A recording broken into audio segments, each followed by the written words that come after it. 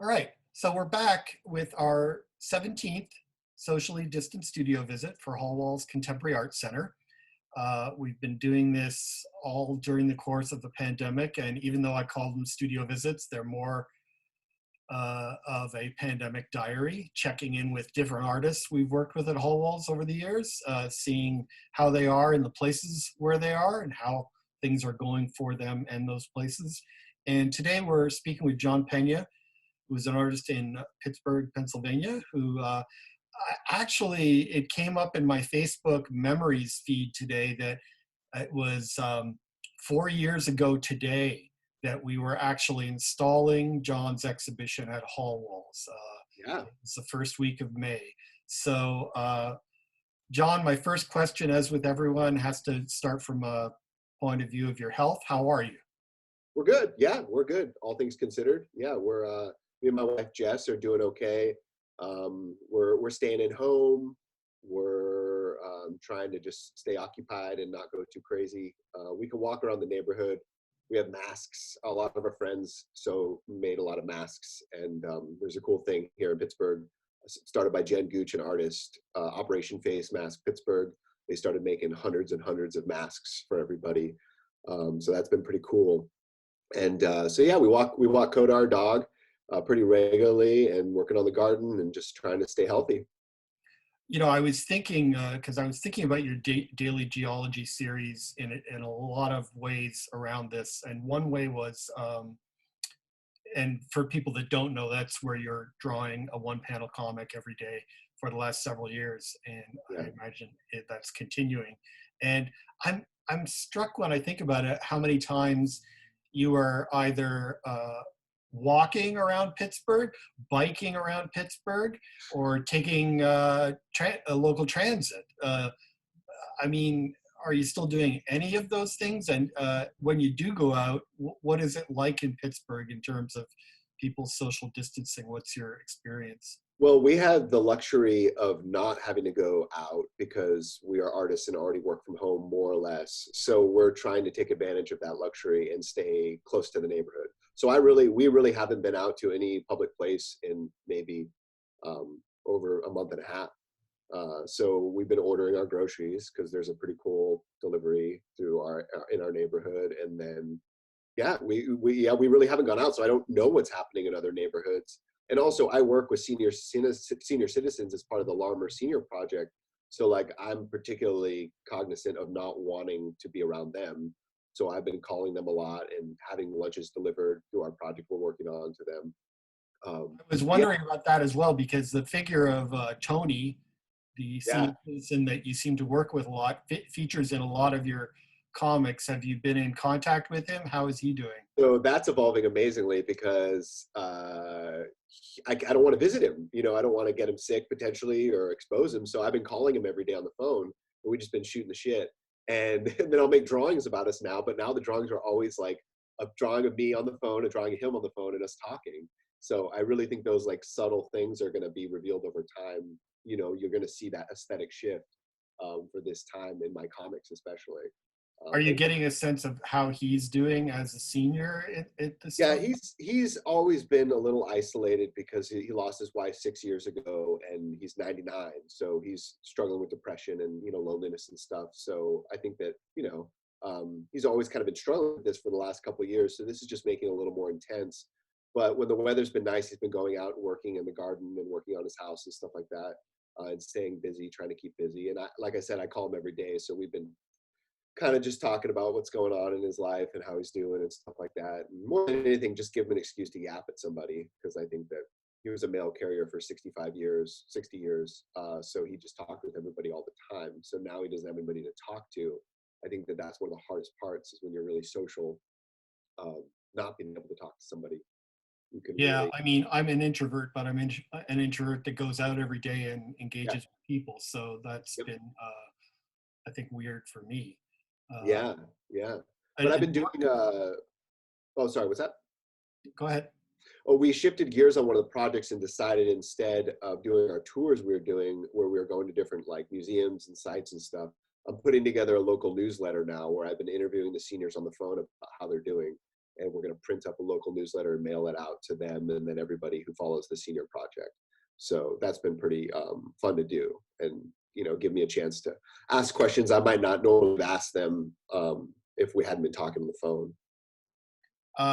I know I already asked you how you are, but I'm going to ask a different variant of this because, again, referring to your daily geology work, you've never, ever been in any way hesitant about sharing your anxieties. Yeah. And I wanted to ask you what your anxiety level was like at a time like this, because I could see it being amplified or exasperated by these circumstances. Yeah, my anxiety hasn't been too intense actually lately. I don't know why that is exactly. I don't know if it's because, yeah, I don't know. My anxiety has been crazy intense. My sleep's been really screwed up, which messes with me and makes me anxious, but not really anxious. It just makes me off kilter. But explicit anxiety has not been the main thing that has been kind of like stirring in me necessarily, which is strange. It actually makes me think of that movie Melancholia. Did you ever see that movie? Mm-hmm.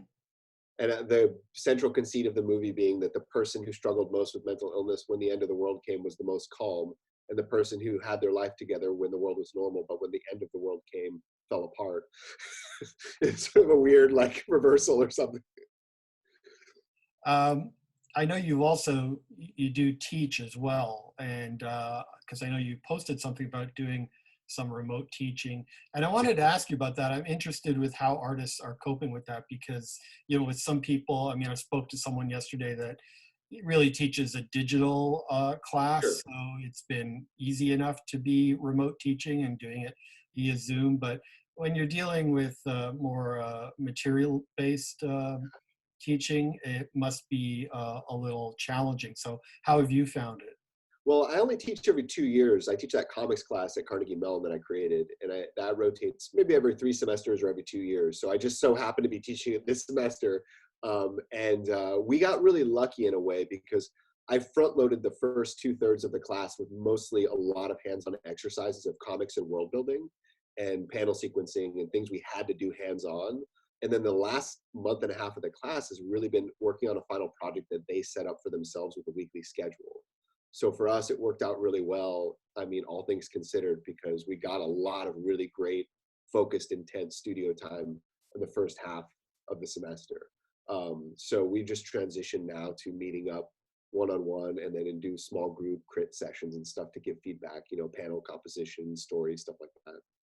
Does the format of doing that via Zoom, where you're like if you're doing like a crit with students in their actual studio, let's say at school, people can be even within a room can be a little ambiguous or distant. But when you're on Zoom, you're kind of, you have to deal with the face in front of you, and you have to be pointed about answering questions. Has that actually been a sort of a benefit in talking about work?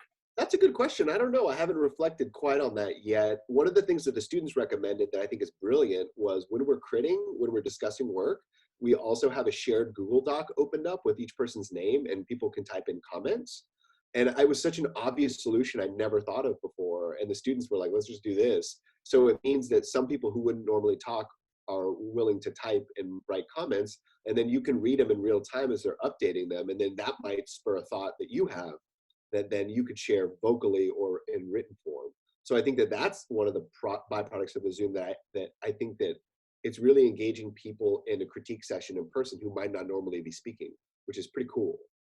That's pretty interesting. I mean, I am a little fascinated as we move forward that we all very quickly got used to Zoom and to Sure. meeting electronically, and we all just as quickly got sick of doing it. Yeah, totally. But at the same time, we like to critique our electronic media, but without it, like I can't really imagine what this would all be like if, like, you and I didn't have the opportunity to chat like this, Totally. Yeah. Yeah. Yeah. get to work with your students, and to have these tools to be able to do it is kind of, it cuts against the grain of our normal critique of the Right. media. And it also, yeah, it speaks to different levels of progress because then you think like, well, what did they do before all this? And it's like, well, you had mail away teaching, right? Remote teaching through mail, where you would have somebody you wanted to learn from. But we can't just go to that, because that evolved out of a specific context in history in different countries. And like now with Zoom, if we lost all the internet, it would be really hard to go to that type of mail-in teaching, right? Like it's not like, so it's weird, because in a way you can't quite go like, well, we would just do this. And it's like, well, no, not necessarily. Like certain things are learned and evolve slowly. Do you have any sense of how arts organizations in Pittsburgh are coping at the moment? I don't really have that great of a sense, other than what people present on media through newsletters or social media and stuff. It seems like people are just kind of like locked down, and just trying to stay afloat, more or less. I mean, obviously small arts organizations are struggling pretty huge, right? Um, but I don't really know. Yeah, I've just kept up on newsletters and stuff. I can't really speak to it. And what about your studio practice? Because is your studio in your house? Yeah, it's just in the room over there. Oh, okay. So this can't have really changed your No. rhythms at all in that respect. You can keep working, and are you working on anything that might be coming up potentially? Yeah, I mean, I always have a couple things going on simultaneously. Like with the daily geology books, I fell behind last year because I had a bunch of public projects that came through. So my 2018 book I'm finishing now. So I have 18, 19, and then now we're in 20. So I'm kind of scrambling to get that one, and I had to shift to do it to different printers. So there's a lot of changes made, and then like there were problems with the graphics and blah blah blah blah. So I've been having time now to go in and really do all those files and get them prepped and stuff and get some proofs out. So that's been really nice, getting that back up and running, because I know I've had people reach out to me and be like, where's 2018? And I'm like, I'll have it soon, I swear. So I feel like I'm going to probably comp a bunch of people some free ones for having such a delay on them. But then, and then I'm also producing small scale sculptures and word balloons and stuff, like the flat ones. Those I still sell through my website. Yeah, the sales season always picks up in the summer, fall. It's really not as much in spring. Um, so I've been working on that, and then have a couple other public projects that are still going on that we're trying to figure out how to adapt to the new context, whether we should push them and delay them, or whether we should try to have some sort of virtual quality or virtual dimension to them.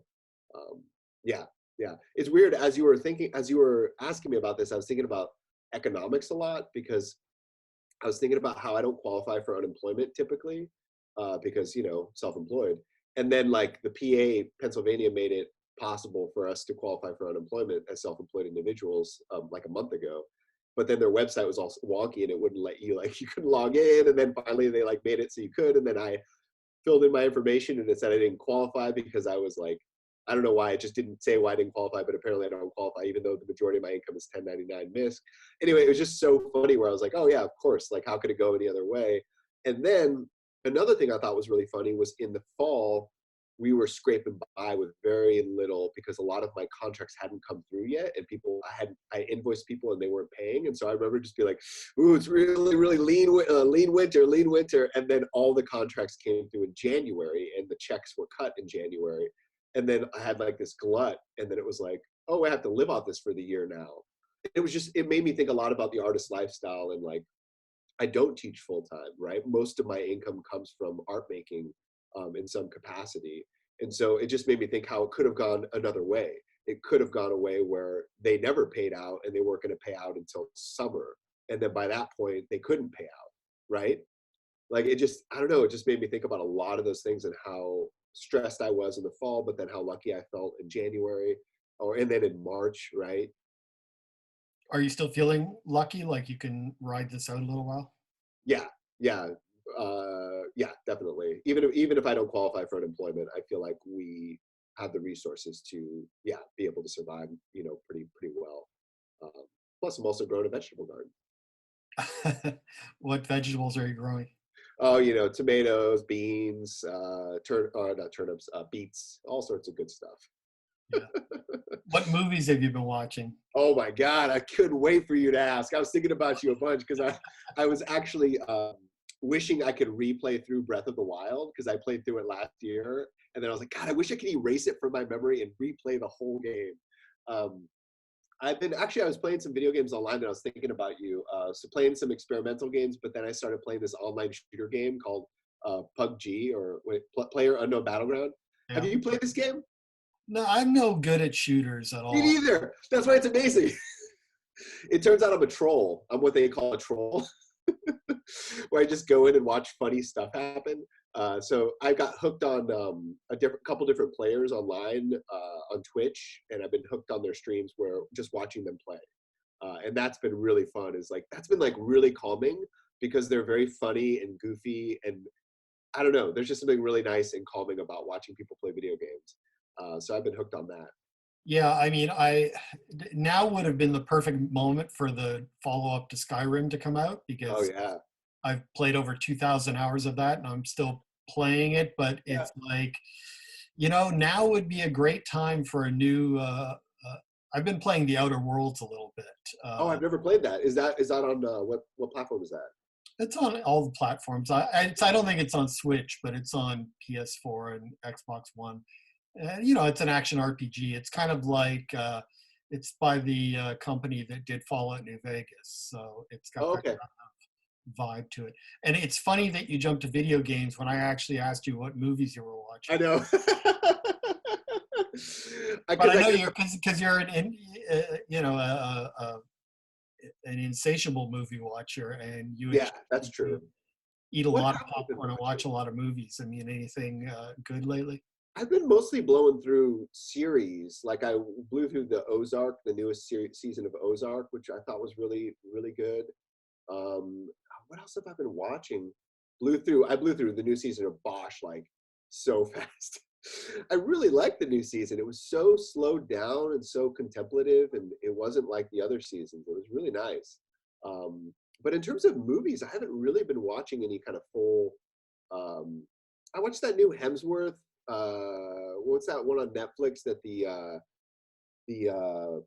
who's the guys that did Avengers and all that? Those brothers, the Russo brothers. Yeah. They produced a movie with Hemsworth where he's like an action star, and it's basically like a carbon copy of Raid. Like it's really weird. It's like it's but there's a single shot in it that lasts about 25 minutes or something like that. It's pretty impressive. They clearly did a lot of digital effects to make it that long. It's no like Russian arc. It's like clearly they did a less practical, more digital. But it's a fun, tense shot because with the single shot you can really do a lot of fun stuff and build tension. So I watched that. It's called like Extraction. Yeah, it has a really horrible name. Extraction. It's fun. It's like yeah. One movie I watched that you might want to look for if you have Amazon Prime, it's called Field in England. Oh, cool. Let me write it down. Yeah. It's I do have Prime. It's 4 men in a field in England during the English Civil War, and anything else I tell you would spoil it. Cool. Yeah. It's kind of a weird movie. It's often categorized as a horror movie, which it kind of is. Wow. But it's very ambiguous. It's very unique, and I finally caught up with that. But yeah, I haven't been watching that many movies either. I mean, I guess I've been more series or streaming people playing video games. Now you are taking the dog out a couple times a day for a walk. Oh yeah, definitely. How far do you usually walk? Just like around the block, or? Yeah, we usually do about. It depends. If we do a long walk, it'll be like an hour or so. But if we do 2 short walks, 30 minutes around our neighborhoods and stuff like that. Trying to take them to new places, give them new smells, give me new places to look. Yeah, because after a while you because we used to go to the park a lot. We don't go to the park anymore. We used to go just to different neighborhoods and check stuff out, and now we're just kind of not doing that. So just trying to find ways to vary up the day to day. And given that you're always working at home, I mean, I'm sure the circumstances for your dog are not any different than they were before. No, I think that if anything, he's probably like, leave me alone a little more, huh? He's very independent in that way, but yeah, probably not much has changed. I know that our cats are really happy because now they're on both floors. So they're going between 2 floors instead of just staying on the 1 floor. So that's been pretty exciting. That's breaking news. That's breaking John Peña studio news right there. Yeah, I was sort of, you posted something about that, and I was kind of wondering what you exiled them or not let Oh them? no. Like, why Well, were they suddenly on the second floor? Jess and I, so Jess is, my wife is on the second floor of our house, and she has a studio, kitchen, bedroom, all that stuff. And then I'm on the first floor, studio, kitchen, bedroom, all that stuff. And then so like we spend time together on each other's floors and come back and forth. But Layla, the cat she got before I met her, is on the second floor most of the time. And Clyde, the cat I got after we met, is on the first floor more or less. So then one of our cats passed last year, which has been really hard. So we've been trying to integrate the two cats to get them to interact. So finally they're starting to like each other. So yeah, it just took about a year. Wow, that's a Yeah. long time to acclimatize to each other. Yeah. But now Clyde, the downstairs cat, won't shut his stupid mouth every time I bring him down. Now he just goes to the door and meows.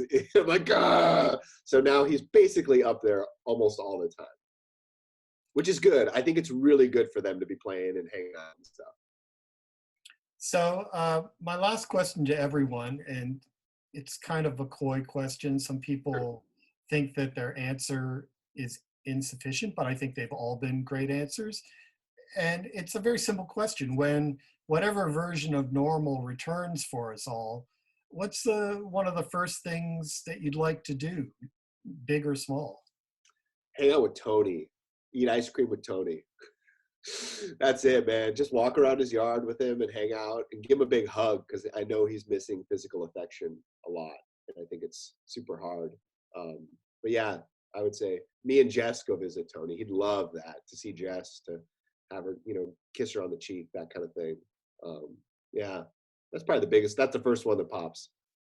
That's a good one. That's a Yeah, really, and it makes sense from, I mean, Tony is a huge character in yeah. your comics, and I imagine in your life. So that's a really, it's a really touching response. He looms large. Can I show you something kind of crazy? Or can I tell you something kind of crazy?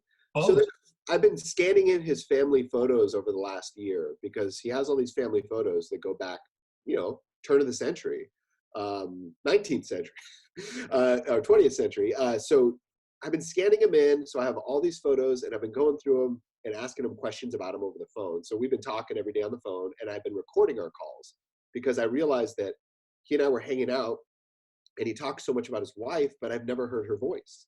And there's no recorded audio of her voice. And I was like, crap, because there's film of her from like the 50s that he took on Super 8 or an 8mm and stuff. And I've been cutting that together too. But there's so I wanted to get as much audio of his voice as possible. So that's what I've been doing. And I found a photo. It's a landscape photo of him and his wife in 1949 with their youngest daughter who had just been born, his mom, and a cousin. And it's them on the same street he lives now. And it's a landscape photo, right? And I was like, oh, I want to share this on Instagram, or I want to share this online to show people what Tony used to look like with his family, because he's always telling me, share these photos, show people what he used to be like around here. And so I went to crop it, right? Because if you think about Instagram, often you don't want to put too much landscape photos on because it's hard to view, right? So I went to crop it more portrait style. But in order to crop it portrait style, you lose the surrounding environment. So then instead I say, well, how about I crop it the left portion and the right portion to show them together. So when you view them on Instagram, you could see them back to back or whatever. But then as I cropped it, the dividing line made it so that his entire family was on the left and he was alone on the right. And it was so heartbreaking photoshopping this and realizing, in order to show this photo best on social media in 2020, it's a direct reflection of his life. Like, it was crazy, that resonance to the digital alteration of a photograph taken in 1949. So anyway, I don't know what to make of it. I just thought it was really noteworthy or something. there's an artist I know, a student I met in Rochester, that figured out some way to kind of post long horizontal works, like post them horizontally, so they would scroll Oh, wow, horizontally on Instagram. cool. And now I'm telling you it, but I couldn't tell you how to do it. I can research it. I didn't even think to look that up. I bet there is a way. I'm sure there are tricks all around it. it's not like the thing where you're just putting multiple images one after the other. It's actually like a long image that when you scroll, you scroll Yeah, you can actually across. interact with it. You know, he's a photo student and I'll look it up. I bet you if I far, Google search it, far cleverer than me, so I can't tell you how good. but anyway, I thought you would appreciate that. Yeah. Yeah. Well, I definitely appreciate you taking out some time today to talk. Yeah, it's great. It's been really nice to see you again. Yeah. One of the things I miss are day trips to nearby cities like Cleveland and Pittsburgh. I mean, the last one I did before this all came down was to go to Akron, to the Akron Art Museum. Yeah. So hopefully it won't be too long, and I can plan a trip to Pittsburgh and maybe we Yeah. can see each other in person again. That would be Get some sweet, sweet chocolate croissants. yeah. That's good living. Are good. I'm sure do they have curbside pickup? I bet they do. They have to. I haven't been in Lawrenceville in a while, so I don't know. I'll look into it. All right. Thanks again, John. Great to Yeah. see you. Great to see you too. All right. Bye-bye. Bye-bye.